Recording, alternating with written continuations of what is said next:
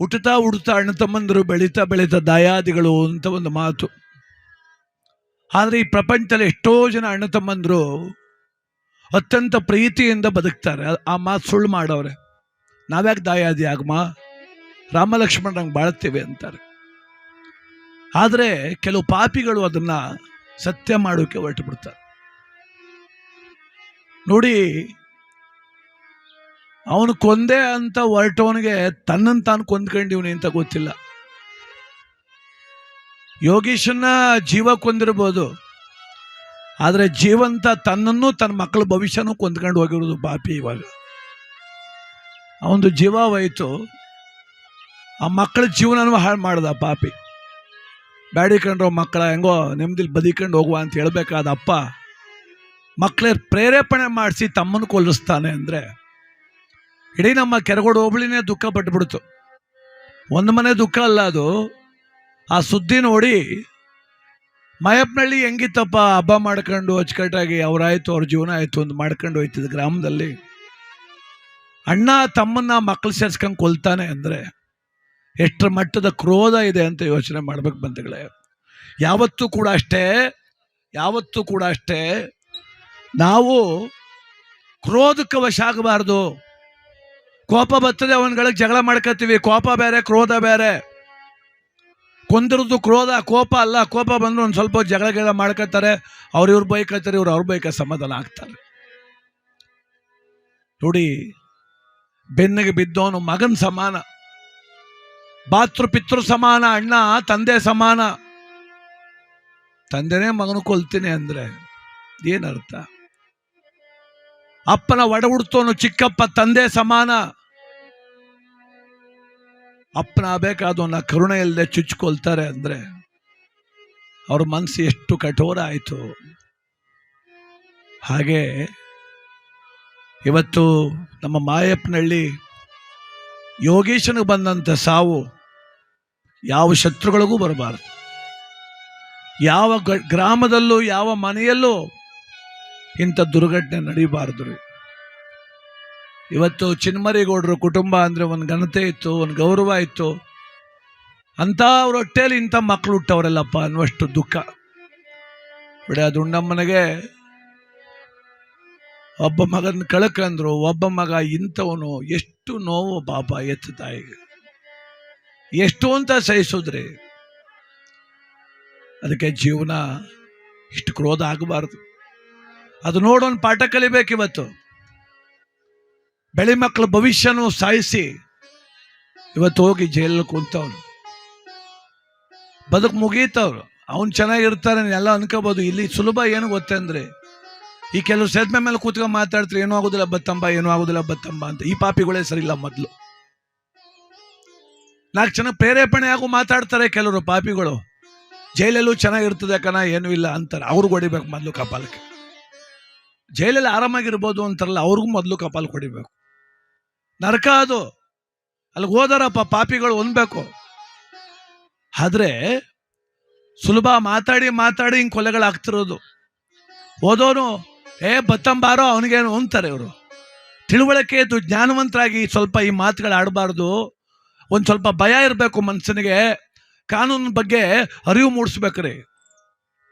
ಆದರೆ ಇವತ್ತು ತುಂಡು ಭೂಮಿಗೋಸ್ಕರ ತಮ್ಮನ ಕೊಂದ್ರು.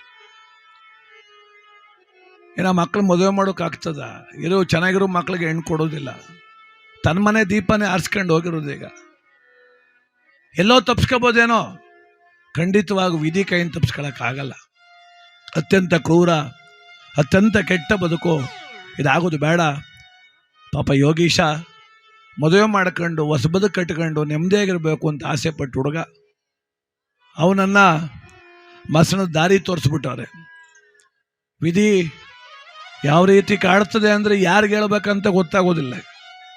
ಇಡೀ ಗ್ರಾಮ, ಮಾಯಪ್ಪನಹಳ್ಳಿ ಗ್ರಾಮ ನಿದ್ದೆಗೆ ಇಟ್ಬಿಟ್ಟದೆ 10 ದಿವಸದಿಂದ. ಒಬ್ಬರಲ್ಲ ಪಾಪ, ಅವ್ರು ಒಂದು ಮನೆಯವರಲ್ಲ, ಇಡೀ ಗ್ರಾಮಕ್ಕೆ ನೆಮ್ಮದಿ ಇಲ್ಲ, ನಿದ್ದಿಲ್ದಂಗೆ ಆಗೋಯ್ತು. ನಮ್ಮ ಮಾನ್ಯ ಶಾಸಕರು ಬಂದು ಅಪರಾಧಿಗಳಿಗೆ ತಕ್ಕ ಶಿಕ್ಷೆ ಕೊಡಿಸುವ ಅಂತ ಆಗಬೇಕದು. ಯಾಕೆಂದ್ರೆ ಒಬ್ಬರು ನೋಡಾರು ಭಯ ಬರಬೇಕಪ್ಪ. ಭಯ ಅನ್ನೋದು ಬಿಟ್ಬಿಟ್ರೆ ಈ ಸಮಾಜ ಘಾತುಕ ಶಕ್ತಿಗಳ ಕೈ ಸಿಕ್ಬಿಡ್ತದೆ. ಭಯ ಇರಬೇಕು, ಭಯ. ಕೆಟ್ಟವರು ಭಯ ಇರಬೇಕ್ರಿ, ಭಯ ಇರಲಿ. ಇಂಥ ಸಾವು, ಇಂಥ ದುಃಖ, ಆ ತಾಯಿ ದುಂಡಮ್ಮ ಬಂದರು ನೋವು ಈ ಜಗತ್ತಲ್ಲಿ ಯಾವ ಹೆಣ್ಣುಮಗಳು ಬರಬಾರ್ದು. ಆ ನೋವು ಬರಬಾರ್ದು. ಆ ಭಗವಂತ, ಆ ಕಾಲಭೈರವ ಆ ತಾಯಿಗೆ ಆ ಮಗನ ಆ ಕೊಲೆ ಕಣ್ಣಾರ ನೋಡುವಂಥ ದೌರ್ಭಾಗ್ಯ ಕೊಟ್ಬಿಟ್ಟ. ಏನು ಮಾಡೋದು? ಕಣ್ಣು ಮುಂದೆ ಜೀವ ಬಿಡು ಉಳಿಸ್ಕೊಳ್ಳೋಕೆ ಶಕ್ತಿ ಇಲ್ಲದೆ ಹೋಯ್ತು. ಆ ದುಃಖವನ್ನು ನೀಗುವಂಥ ಶಕ್ತಿಯನ್ನು ಆ ತಾಯಿ ಕೊಡಲಿ ಅಂತ ಬೇಡೋಣ. ಆ ಕಂದನಿಗೊಂದು ನಮನವನ್ನು ಸಲ್ಲಿಸೋಣ. ಒಡ ಹುಟ್ಟಿದವನೇ ಮೃತ್ಯುವಾದನೆ, ಎಲ್ಲಿ ಹೋಯಿತೋ ನ್ಯಾಯ? ಓ ಶಿವನೇ, ಎಲ್ಲಿ ಹೋಯಿತೋ ನ್ಯಾಯ? ಒಡ ಹುಟ್ಟಿದವನೇ ಮೃತ್ಯುವಾದನೆ, ಎಲ್ಲಿ ಹೋಯಿತೋ ನ್ಯಾಯ? ಓ ಶಿವನೇ, ಎಲ್ಲಿ ಹೋಯಿತೋ ನ್ಯಾಯ?